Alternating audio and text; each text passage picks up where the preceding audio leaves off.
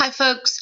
I have read your discussion board posts as well as your reflective exercises today, and have posted feedback in the rubrics and posted those on your Blackboard site. I'd encourage you to take a look at the feedback, touch base with any questions or concerns. The discussion board, I think, is probably one of the more interesting ones. I thoroughly enjoy getting to know you as students. It's one of those assignments that I wish was earlier in the course, so I really have a better understanding of your journey. It's so interesting to know when you heard your calling and how many of you heard it very early on in life. A few of you weren't entirely sure when you heard it, but had a strong sense that you were following God's will. I wish that I could say that I woke up one night or had a moment of clarity and just felt like I knew that I was supposed to be a nurse and that was God's calling. Unfortunately, that wasn't my experience. I found myself to be a single mom with a baby, and I went to a community college guidance counselor and said to her, I need a job and a career so that I don't ever have to be afraid and I can take care of this little baby. And she suggested nursing. I was the same person that passed out every time I had my blood drawn, got queasy at the sight of blood, did not like anything medical, and wasn't overly friendly with people that were sick.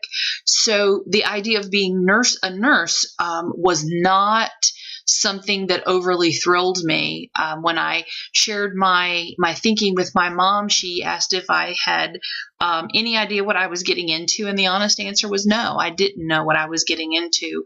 I always thought that I was supposed to be a teacher and that I was going to teach. What I didn't know was that God had a journey in mind for me, that while my journey 23 years ago started out in nursing opened the door to me to teach my patients, to work closely with students in the classroom many years later, and that now I'm exactly where I thought I would be, but He needed to take me the longer way to get there, and that through nursing, through that open door that He opened for me, I was able to find something that I truly love and am passionate about. So I would so appreciate your journeys and how you found yourself in nursing.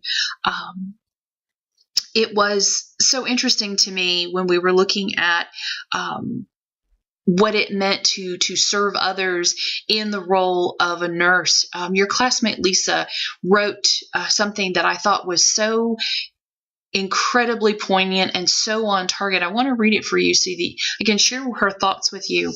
She wrote that the story of the Good Samaritan in Luke 10:25 through 37 is my reminder of nursing practice. We get in the trenches of people's lives. We bandage and soothe their wounds.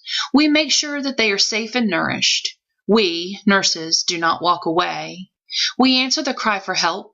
In those long hours of work, when I feel discouraged, I'm reminded of 2 Corinthians 15:7, that nurses are to take heart, do not give up. Our retirement plan in heaven means that there is no sickness, no pain, and these bodies will be restored to the glory that God created them to be. Ladies and gentlemen, we will be out of a job. So what is your second passion? I call a spot on the heavenly choir or in the infant room. I thought that was such a beautiful way to remind us that we are here only serving in God's role as He has called us today, and that we really are part of a bigger story of God's plan for everyone. And I love the idea of these bodies that are so broken, either physically or emotionally or spiritually, that God will restore them, and that we're only a part of the journey there. And I so appreciate Lisa's thoughtfulness in applying to that. I got kind of tickled to think, what's your second passion? Give me something to think about. I hope those words are as valuable to you as I found them. I think it is, when we looked at your reflective exercise and you looked at nurse sensitive indicators, I was very surprised to see that the empowerment of nursing was one of the ones that came up several times, and so appreciate the fact that you are aware that the profession of nursing has to be empowered, and that we as members of the profession are the first steps in that empowerment. And as we move our own profession forward, we can advocate for our patients along the journey. So I was really pleased to see that that was in your list of nurse sensitive indicators. From an APA developmental standpoint, the only thing that continues to still be something that I'd like you to address is remembering that authors, that 3 to 5 authors are dealt with differently than 1 and 2, and if you have 6. Go back in and read your APA manual. I know I've spoken about this a few weeks ago, but they are all 3 dealt with differently, and there continue to be some errors with that. In your final paper, it is a complex paper. Your final paper should have level 1, 2, and 3, and maybe 4, depending on how fine-tuned you get, in your headings. Do not submit a paper that has not appropriately used these headings. I know that this feels tedious and that you're not entirely thrilled with having to head each of your sections, but it will organize your writing, it will discipline your writing, and it will guide your reader. And this is an expectation of APA writing.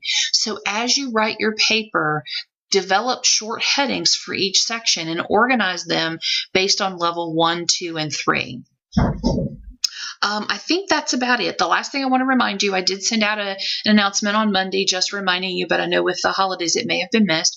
I've extended your deadline for your paper this week. Normally week 8 ends on Friday. I'm not going to grade anything on Friday, so you are welcome to turn in your paper at Sunday at 11:59. I'm happy to take it and let you have the weekend.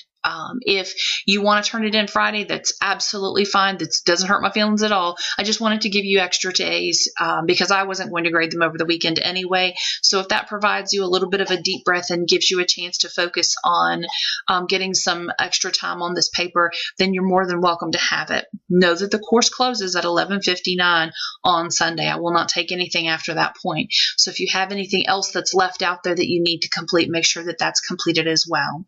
Know that I'm here. If you have questions or concerns, touch base, send me an email.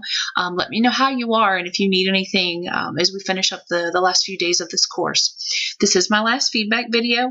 I wish I could crawl in the camera and see your faces and see how you are. I hope being able to see mine has been helpful and that these videos have provided some support for you. I look forward to getting your course evaluations and receiving your feedback. If there's anything I can do for you during the end of this course or in your future, know that I'm here. You guys take care.